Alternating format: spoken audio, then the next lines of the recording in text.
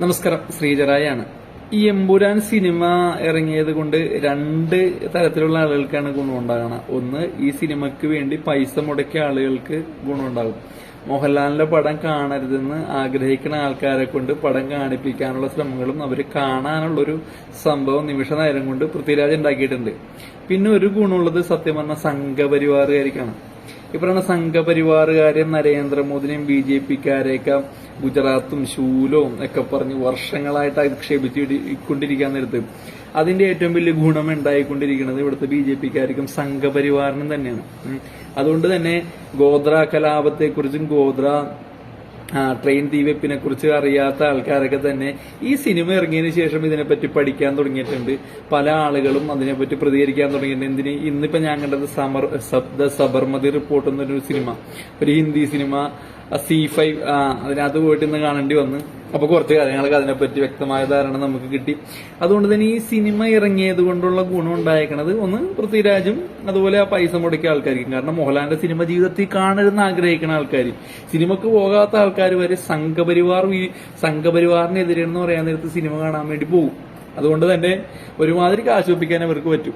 പിന്നുള്ള ഗുണമുള്ള സത്യം പറഞ്ഞാൽ ഈ ഗുജറാത്ത് കലാപവും ഈ ശൂലവും ഭ്രൂണവും ഒക്കെ പറഞ്ഞ് ഞങ്ങളുടെ പ്രസ്ഥാനത്തിലേക്ക് ഈ നുണ പറഞ്ഞ് ഞങ്ങളുടെ പ്രസ്ഥാനത്തിനെ വളർത്തിയെടുത്ത ആളുകളുണ്ട്. അത് വീണ്ടും വളരാനായിട്ട് ഉപയോഗിക്കുള്ളൂ. കാരണം ഇതിനെപ്പറ്റി ആളുകൾ പഠിക്കും, സത്യങ്ങൾ എന്തെന്ന് മനസ്സിലാക്കും. അപ്പൊ ഏതായാലും പൃഥ്വിരാജെ വളരെ സന്തോഷം.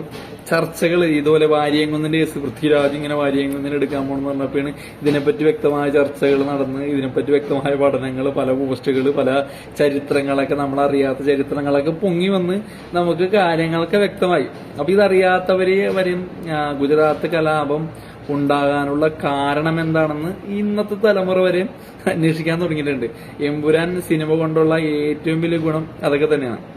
അപ്പൊ നിങ്ങൾക്കുള്ള ഈ സിനിമ എടുക്കാനുള്ള ആവിഷ്കാര സ്വാതന്ത്ര്യം പോലെ തന്നെ അതിനെ എതിർക്കാനുള്ള, വിമർശിക്കാനുള്ള അവകാശം ഇവിടുത്തെ സാധാരണ ജനങ്ങൾക്കുണ്ട്. അപ്പൊ ആ ജനങ്ങൾ വിമർശിച്ചുകൊണ്ടിരിക്കും. വിമർശിക്കുന്ന സമയത്ത് അത് സൈബർ ആക്രമണം എന്ന പേരിൽ വലിയൊരു പദമൊക്കെ ചേർത്തുകൊണ്ട് പറയേണ്ട ആവശ്യമില്ല. അത് വിമർശനമാണ്, വിമർശിച്ചുകൊണ്ടിരിക്കും. നിങ്ങൾ പറയണത് തെറ്റാണെങ്കിൽ ചിലപ്പോ പല ആളുകളെ തമ്മിൽ തല്ലി പിടിപ്പിക്കാനുള്ള വിഷയങ്ങൾ ആ സിനിമയിലുണ്ടെങ്കിൽ ഒരു വിഭാഗത്തെയും ചില ആളുകളെയൊക്കെ മാത്രം നല്ലതാണെന്ന് കാണിക്കുന്ന തരത്തിലുള്ള കാര്യങ്ങൾ സിനിമയിലുണ്ടെങ്കിൽ തുറന്നു പറയണമെന്ന് പറയും. അത് വിമർശനമാണ്. അതിനെ സൈബർ ആക്രമണം എന്നൊക്കെ പറഞ്ഞ് കാര്യമില്ല. ആവിഷ്കാര സ്വാതന്ത്ര്യം ഉള്ളതുപോലെ തന്നെ വിമർശിക്കാനുള്ള സ്വാതന്ത്ര്യമുണ്ട്. അതുകൊണ്ട് വിമർശനങ്ങൾ തുടരും കേട്ടാ. എമ്പുരാൻ കാണുന്നവർ കണ്ടോളൂ, കാണാത്തവർ കാണണ്ട.